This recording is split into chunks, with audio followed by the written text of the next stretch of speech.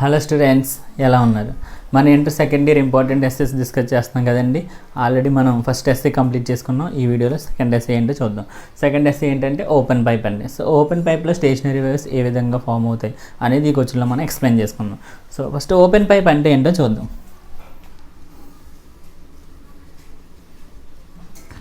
Open pipe అంటే ఏం లేదండి, this A organ pipe open at both the ends, అంతే డెఫినేషన్. చాలా ఈజీ. ఏంటండి, open pipe is an organ pipe open at both the ends, that is called open pipe.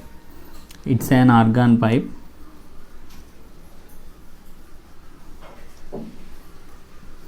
Open at both the ends is called open pipe, అంతే definition. Next ఇప్పుడు ఈ open పైప్లో stationery waves అనేవి ఏ విధంగా form అవుతాయో explain చేసుకుందాం. Formation of stationery waves.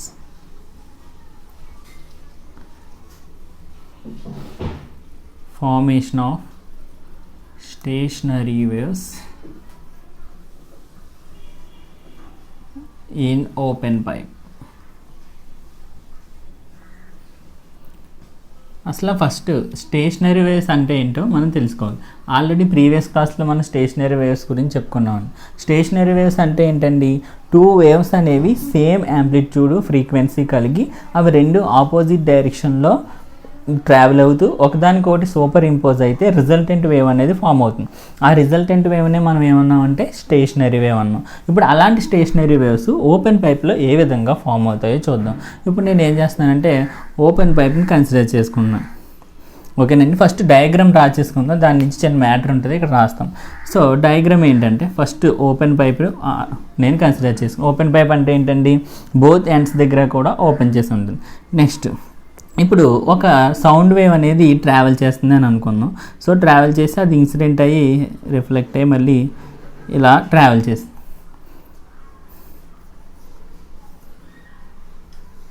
ఓకేనండి, so ఈ end దగ్గర అది పార్షియల్గా రిఫ్లెక్ట్ అయ్యి మళ్ళీ ఏమవుతుందంటే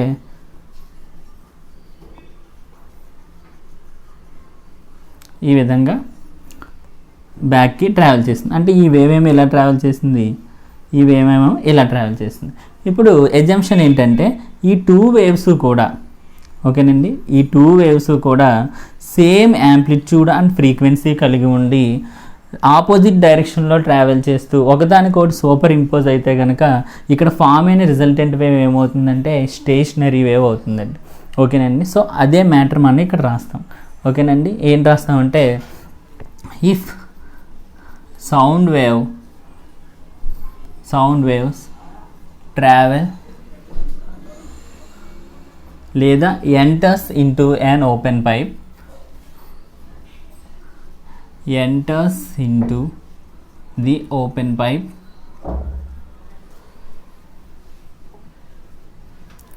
they are reflected at other end, they reflected at other end. ఇక్కడికి ఒక సెంటెన్స్ అయింది.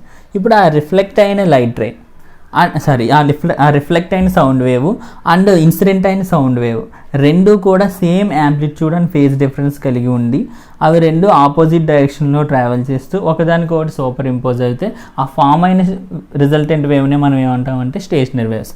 అదే మ్యాటర్ ఇక్కడ రాస్తామండి, reflected. So if suppose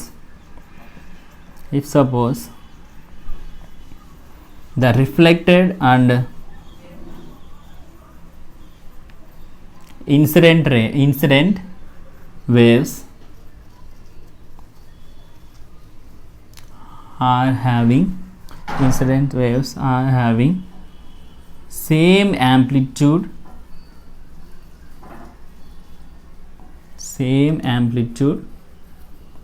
and frequency traveled in opposite direction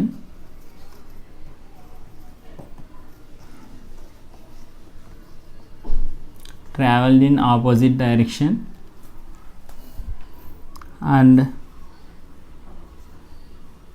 superimpose superimpose, they form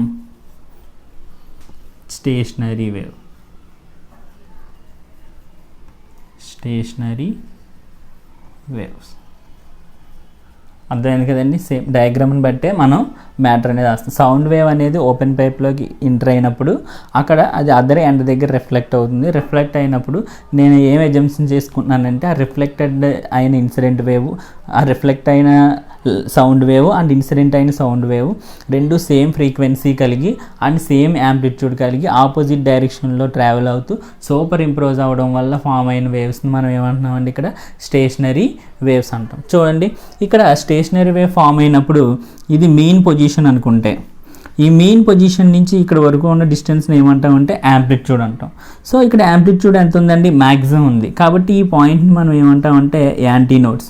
already చెప్పుకున్నాం కదండి, if the amplitude resultant amplitude is maximum the points are called antinodes. The points which are having maximum amplitude those are called antinodes. ఇక్కడ చూడండి minimum amplitude ఉంది కాబట్టి దాన్ని ఏమంటాం node. మళ్ళీ ఇదేంటిది యాంటీనోడ్. అంటే ఒక్కసారి చూడండి మన ఆర్గాన్ పైప్లో చూసినట్టయితే ఎండ్స్ దగ్గర ఎప్పుడూ కూడా ఏం ఫామ్ అవుతాయి అంటే ఓన్లీ యాంటీనోడ్స్ మాత్రమే ఫామ్ అవుతాయండి. మిడిల్లో ఏం ఫామ్ అవుతాయి అంటే నోడ్స్ ఫామ్ అవుతాయి. ఓకేనండి. సో ఇప్పుడు దీన్ని మనం వైబ్రేషన్లో పెట్టినట్టయితే ఈ ఆర్గాన్ పైప్ని ఇది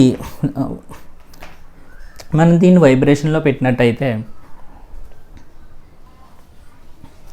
ఇది మనం ఆసిలేషన్స్లో పెట్టినట్టయితే కనుక when it is set in to vibration it oscillates in some special patterns, those are called normal modes. ఆ నార్మల్ మోడ్స్ అంటే ఏంటంటే fundamental mode or first harmonic, second harmonic, third harmonic. ఈ 3 హార్మోనిక్స్లో మనం ఏం చేస్తామంటే ఫ్రీక్వెన్సీస్ని క్యాలిక్యులేట్ చేసి వాటికి రేషియోస్ ఫైండ్ అవుట్ చేస్తామండి. అప్పుడు క్వశ్చన్ అనేది కంప్లీట్ అయిపోతుంది. సో ఇక్కడ మనం రైటింగ్ ఏం రాస్తామంటే when it is set into అంటే ఈ ఓపెన్ పైప్ని నేను వైబ్రేషన్లో సెట్ చేస్తున్నాను. set into vibration, when it is set into vibration it oscillates only in special patterns. Special patterns, those are called normal modes. ఆ స్పెషల్ ప్యాటర్న్స్లో వైబ్రేట్ అవ్వడాన్ని ఏమంటామంటే నార్మల్ మోడ్స్ అంటాం. అవి ఏంటంటే అండి ఫస్ట్ది fundamental mode or first harmonic. అవి మనం వరుసగా ఎక్స్ప్లెయిన్ చేసుకుంటూ వద్దాం.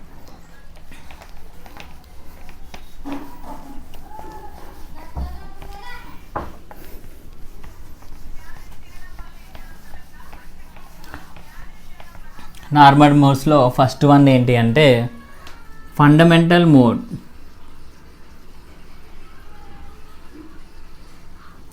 Fundamental mode or first harmonic.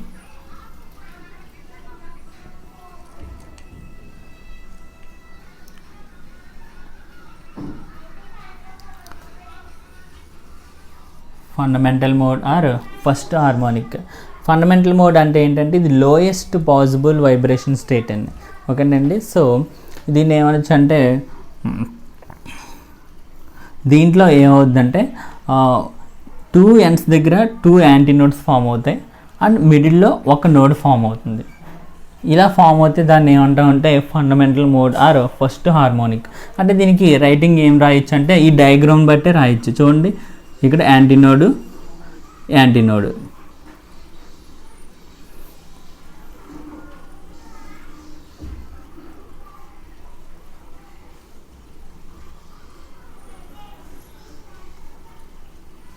ఓకేనండి. సో ఇది నోడ్. ఏం రాయొచ్చు అంటే it is A lowest possible vibrational mode. It is A lowest possible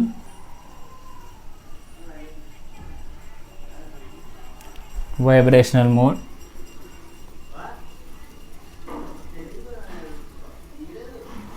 has 2 antinodes.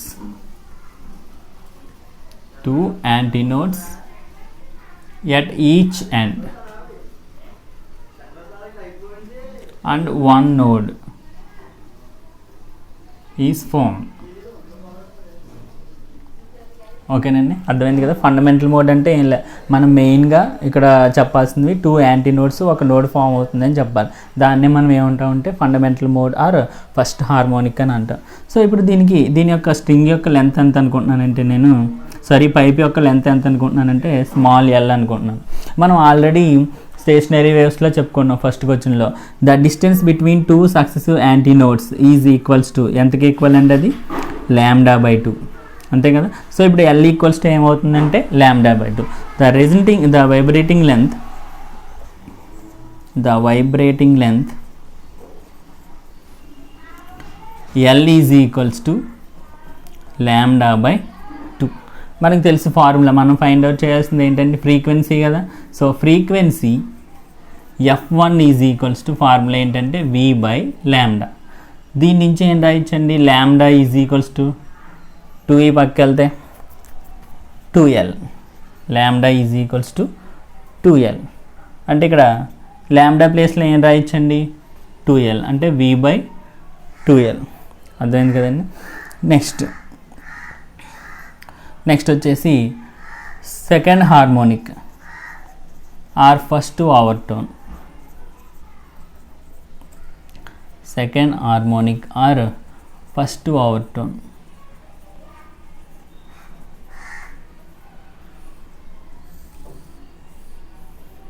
Same writing ఎలా రాస్తామంటే చూడండి, ఇక్కడ ఏమైంది, ఒక నోడు 2 యాంటీ నోడ్స్ ఫామ్ అయినాయి. సేమ్ ఇక్కడ కూడా సెకండ్ హార్మోనిక్లో ఏమవుతుందంటే ఎన్స్ దగ్గర ఎప్పుడు కూడా యాంటీ నోడ్సే ఫామ్ అవుతాయి.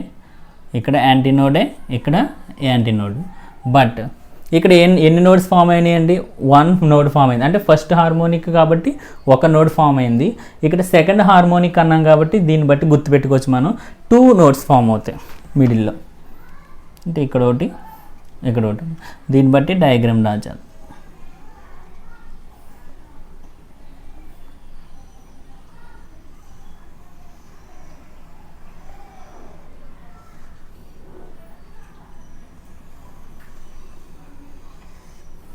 ఓకేనండి. సో ఇక్కడ యాంటీనోడ్, ఇక్కడ antinode, this is node, this is node, this is antinode. ఓకేనండి. ఇప్పుడు దీన్ని బట్టి ఈ డయాగ్రామ్ బట్టి ఇక్కడ మ్యాటర్ రాస్తాం. ఏంటంటే this is the next possible, it is a next possible mode, next possible vibrating mode or mode has antinodes at each end and 2 nodes are formed. అంతేండి రైటింగ్. చూసారా, చాలా ఈజీ. డయాగ్రామ్ గుర్తుంటే మనం రాసేయచ్చు. ఇక్కడ ఫస్ట్ అనగానే ఒక నోడ్ ఫామ్ అయింది, second harmonic అనగానే 2 నోడ్స్ ఫామ్ అయినాయి, ఎండ్స్ దగ్గర యాంటీ నోడ్స్ అనేవి కామన్. దీన్ని బట్టి మనం డెఫినేషన్స్ రాస్తాం. చూడండి, antinodes it is a next possible mode of vibration having antinodes at each end and 2 nodes are formed. ఓకేనండి. సో ఇక్కడ మళ్ళీ సేమ్, ఇక్కడ రెజెంటింగ్ లెంత్ ఎంత అవుతుంది, ఇక్కడ వైబ్రేటింగ్ లెంత్ ఎంత అనుకుంటామంటే స్మాల్ ఎల్. అలాగే మనకి తెలుసుగా 2 సక్సెసివ్ యాంటీనోడ్స్ మధ్య డిస్టెన్స్ ఇక్కడ నుంచి ఇక్కడ వరకు ఎంతండి λ/2. ఈ యాంటీనోడ్ నుంచి ఈ యాంటీనోడ్ మధ్య డిస్టెన్స్ λ/2. అంటే ఎల్ దేనికి ఈక్వల్ అవుతుంది, λ/2 plus λ/2 is equals to L. L is equals to λ/2 plus λ/2. So L is equals to ఎంత అవుతుందండి, λ. అంతే కదా. 2 λ/2, 2 క్యాన్సిల్ అయిపోతే ఎల్ ఈజ్ ఈక్వల్స్ టు λ. మనకు ఫార్ములా తెలుసు, frequency F2 is equals to V/λ. So F2 is equals to V/λ ప్లేస్లో ఏం రాస్తామండి, L. అంతే కదండి, λ ప్లేస్లో ఎల్. So V/L. దీన్ని ఎలా రాయొచ్చు మనం, V/2L కదా. అంటే ఇది హాఫ్, లేకపోతే ఓపెన్ చేద్దాం, క్యాన్సిల్ చేయొద్దు, మనకి ఈజీగా రాయడానికి. L is equals to λ/2 plus λ/2 అంటే 2 λ/2. అంతే కదండి. సో ఇక్కడ λ ప్లేస్లో ఏం రాయొచ్చు, 2 λ/2 ఈ పక్కన రాస్తాం.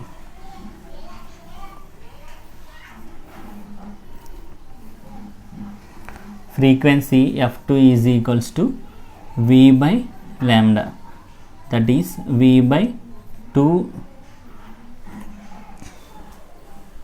lambda is equals to 2l by 2, lambda is equals to 2l by 2. ఇక్కడ lambda ప్లేస్లో ఏం రాయొచ్చండి 2l by 2. ఈ 2 పైకి వెళ్తే ఏమవుతుందంటే f2 is equals to 2 into v by 2l. ఇక్కడ v బై 2l అంటే ఏం రాయొచ్చండి 2 ఇంటూ f1, అంతే కదా. దిస్ ఈజ్ ఈక్వేషన్ 1 అనుకున్నాం. సో ఫ్రమ్ 1 నుంచి ఏం రాయొచ్చు చూడండి, ఇక్కడ v బై 2l అంటే ఏం రాయొచ్చు f1, అదే రాసింది. f2 is equals to 2f1. This is equation 1. ఓకేనండి. నెక్స్ట్ వచ్చేసి థర్డ్ హార్మోనిక్. నెక్స్ట్ వచ్చేసి third harmonic or second overtone. Third వచ్చేసి third harmonic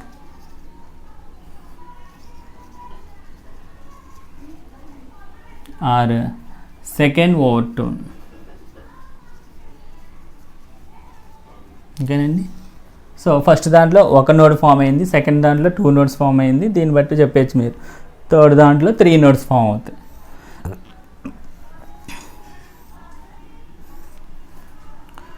so each and దగ్గర ఎప్పుడు యాంటీ నోడ్సే ఫామ్ అవుతాయండి.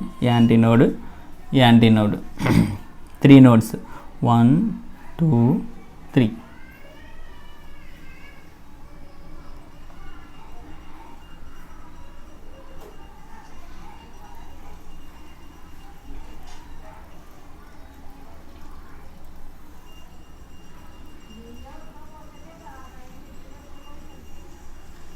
ఓకేనండి. So node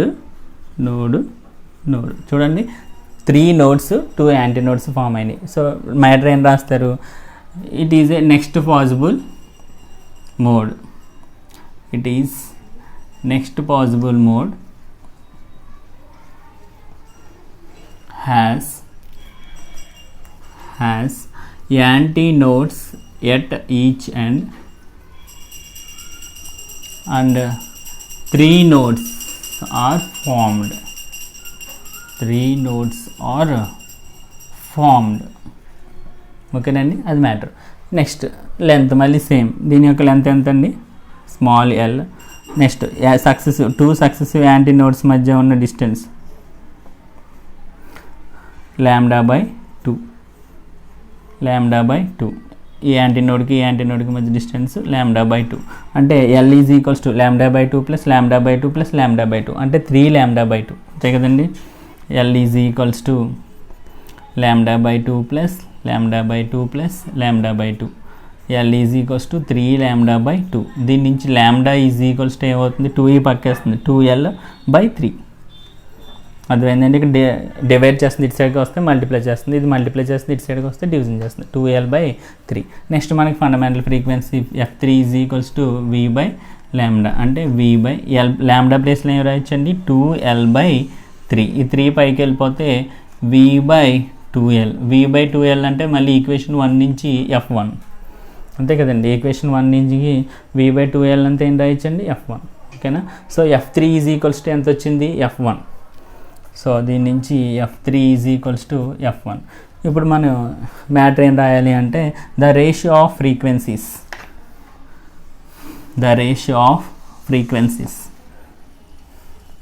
therefore the ratio of. So ఇక్కడ మనం మ్యాటర్ ఏం రాయొచ్చు అంటే this is called third harmonic or second overtone. అలాగే ప్రతిదానికి కూడా మనం మ్యాటర్ రాయాల్సి ఉంటుందండి.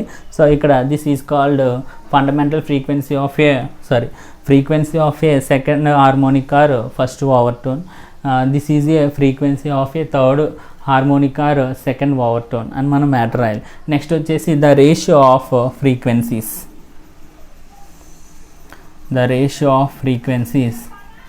ఈజ్ ఏం రాయొచ్చండి f1 ఈస్ట్